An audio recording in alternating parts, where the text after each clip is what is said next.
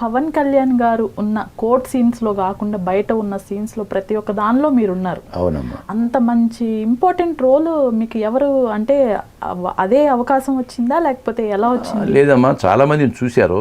అక్కడ co director Bobby గారు ఉన్నాడు. ఓకే. అప్పుడు ఆయన చాలామందిని తీసుకొచ్చి చూపించారు డైరెక్టర్ గారికి. సరే, డైరెక్టర్ గారికి కొంతమంది నచ్చగా చేస్తే కొన్ని సీనియర్ ఆర్టిస్టుల దగ్గర కొంతమందికి వెళ్ళారట.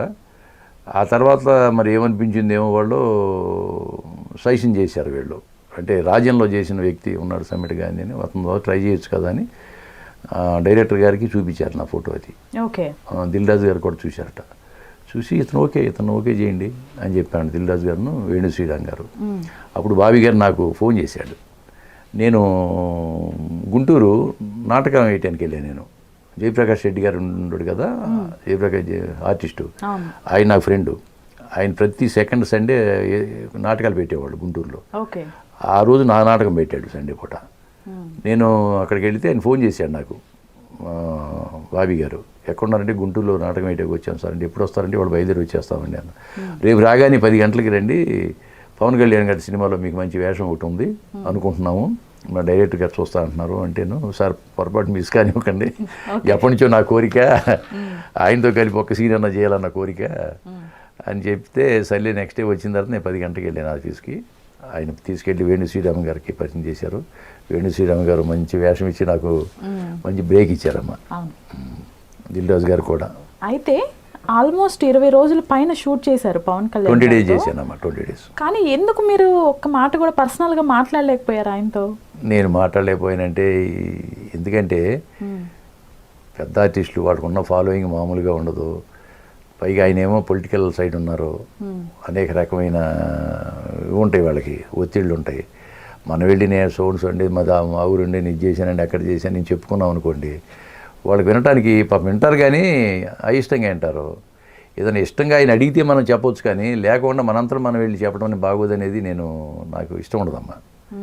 అదే కాదు, ఇప్పుడు చిరంజీవి గారితో చేశాను, నేను పవన్ కళ్యాణ్ గారితో చేశాను, నాగబాబు గారితో చేశాను, తర్వాత మహేష్ బాబు గారితో చేశాను, వీళ్ళందరితో చేశాను కదా, నాగార్జున గారితో, వెంకటేష్ గారితో అందరూ చేశాను. నేనుగా వాళ్ళ దగ్గరికి వెళ్ళి మాట్లాడి నా గురించి చెప్పుకుని కానీ సార్ ఒక ఫోటో కావాలని అడగటం ఇంతవరకు ఎవరితో కూడా చేయలేదమ్మా.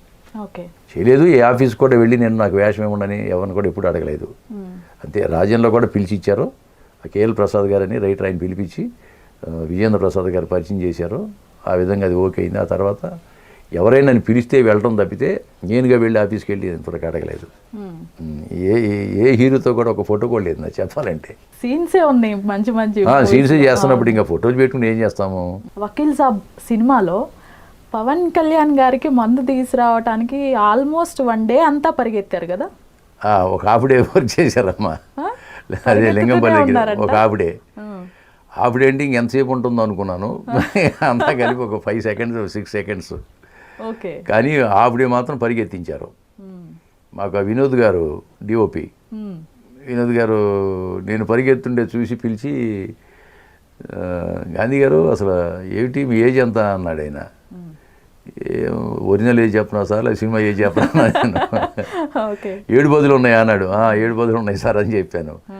ఈ స్టామినా ఏంటి మీకు అంత ప్రొద్దు నుంచి పరిగెత్తున్నారు ఏంటంటే, నేను మార్నింగ్ వాకింగ్ బాగా చేస్తాను సార్, డైట్ కంట్రోల్ చేసి హెల్త్ జాగ్రత్తగా చూసుకుంటాను సార్ అని చెప్పాను. చాలా హ్యాపీ ఫీల్ అయ్యారమ్మ వాళ్ళు. వకీల్ సాబ్ మూవీలో అది పరిగెత్తిన తర్వాత అంత పెయిన్స్ మామూలే, నైట్ తప్పదు, కాళ్ళ నొప్పులు కొబ్బరిని రాసుకుని అర్థం చేసుకుని నాకు నిన్ను తప్పదు.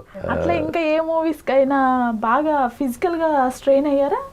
ఫిజికల్గా స్ట్రెయిన్ ఉంటాయేమో, ఒకటి దిక్సూసేని ఒకటి, దానికట్టగా తాడు కట్టి 20 సార్లు 20 అడుగులు పైకి లేపి కింద చేసి పైకి లేపి ఎక్కడ పడతానో ఎక్కడ నడు విరుగుతాను భయం, ఇటువంటి చాలా జరిగింది సంఘటనలో.